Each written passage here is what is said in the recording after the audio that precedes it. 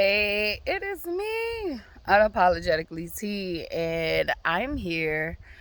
And I just want to say, like, on this journey, I've realized, like, I no longer want to go through doors, accept opportunities, be in certain places and certain spaces with certain people that I can't be myself with. I've done that most of my life, having to conform, fit in, and all that stuff.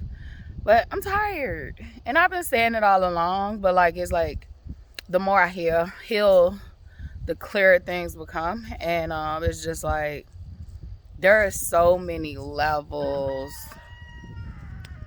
of conforming and literally I feel like assimilating that we have been conditioned to do, and I no longer want to do them anymore. I'm tired. That shit drains the fuck out of me, and so I'm just literally here. Please use your discernment. Your path is your path. My path is my path. But yeah, I'm tired, and I definitely know I've been planting seeds for myself this whole entire time. I just was unaware of them, but I thank God for it. You know, utilizing me in ways that I didn't quite understand. It's still stuff I don't understand, y'all. Like, but just keep showing up every day, trusting the process, and having faith. But yeah, it's just like I I think about gatekeeping, not just like, a bitch buying a purse and her not telling you where she got her purse from. Like, I don't give a fuck about gatekeeping like that, because if you meant to find that purse, you gonna find that purse. So it's like nobody can really gatekeep you from things. So like I literally have been playing with the idea of like, do we need gatekeepers, and if so, how do we gatekeep fairly? And I think the gatekeepers spiritually are already set up, you know, in fairness. It's energetic, and certain spaces, certain places, certain doors are not meant for you, and sometimes you're being called to make your own door, to make your own door. Sometimes God is setting you up to open your own gate, to open your own portal to success.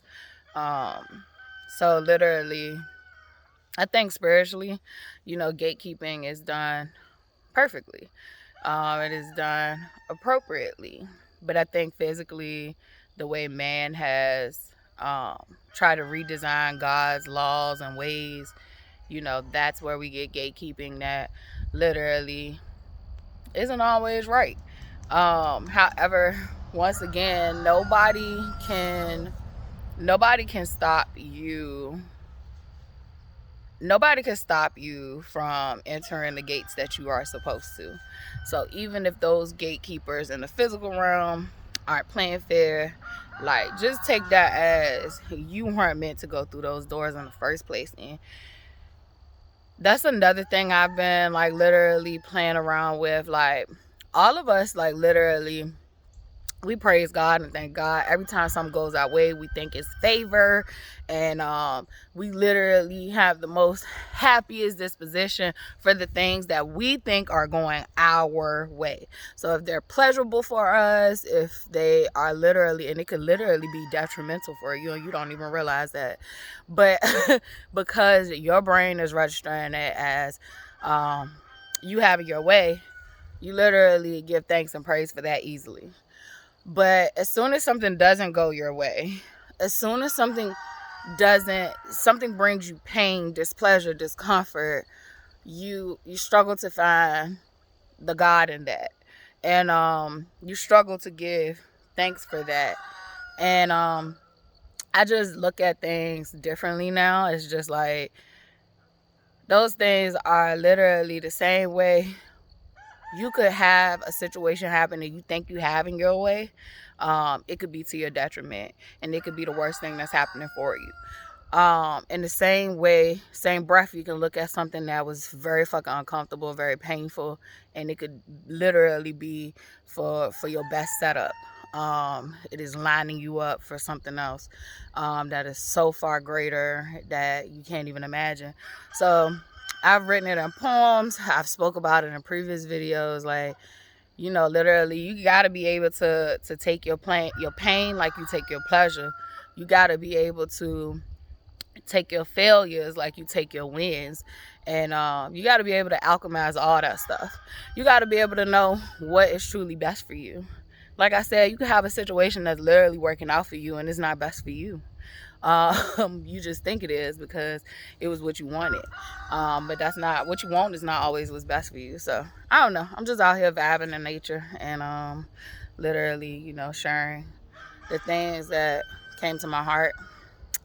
So you gotta use discernment on earth. You gotta use discernment on this journey. What jewels I might drop may work for me, they might not work for the next person. So you gotta take what does and keep it moving. If something is triggering you, the focus is less on who is triggering you. The focus is more on why it's triggering you. Like, you gotta work through those things and figure it out. Because there's many a times people give advice and it don't apply for me. And sometimes when it don't apply for me, I could feel some type of way, and I gotta sit with that. Like, why you feel some type of way about that advice? That advice is beautiful and positive for somebody. It just ain't what you need. And that should be okay. All these things should be able to coexist. We should have discernment to know what's for you and what's not.